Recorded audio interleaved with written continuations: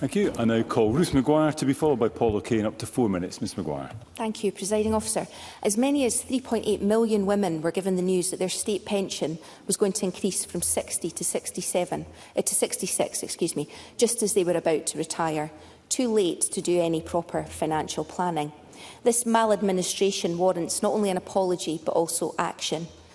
This is an injustice for which women must be promptly and properly compensated by the UK Government.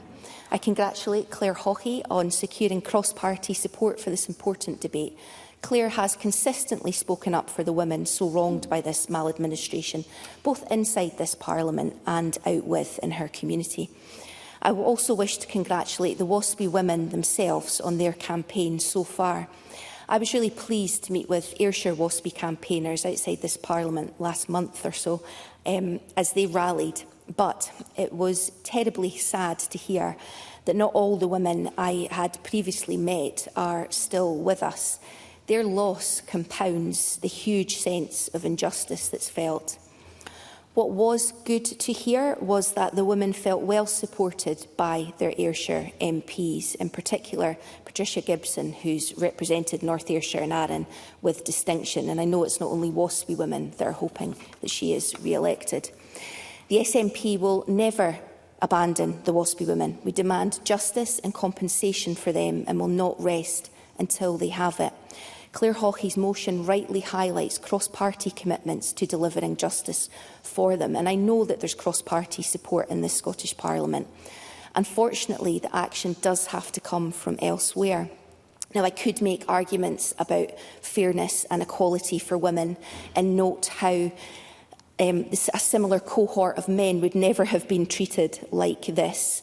Or I could talk about the impact of this injustice on families and children missing out on quality time with their grands, adult children missing out on practical support with their children, and ageing parents missing out on support and care.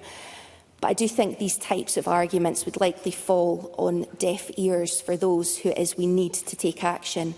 In my judgment, any potential UK Prime Minister, whether he comes with a red tie or a blue one, any UK Prime Minister who will continue with a two-child benefit cap and a rape clause will not be particularly persuadable on arguments of fairness for women and families.